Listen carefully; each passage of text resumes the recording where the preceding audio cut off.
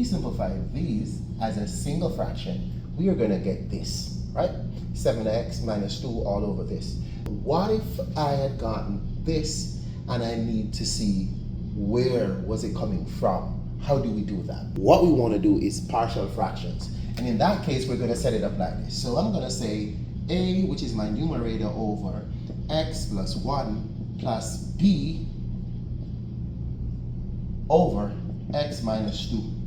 So in this case, what we're going to do, in order to find a, I'm going to focus on this first. So I'm going to say, what would have made this denominator become a 0? So a negative 1. So in an effort to find a, I'm going to use where x is equal to negative 1. So this is going to give me 7 times negative 1 minus that over, I'm going to ignore this, so it's going to be negative 1 minus 2.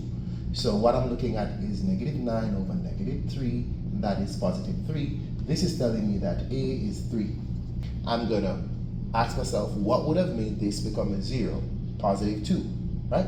So x is going to be positive 2. I'm going to substitute positive 2 here. So it's going to be 7 times 2 minus 2 over. So I'm going to ignore this. I'm going to be working with this.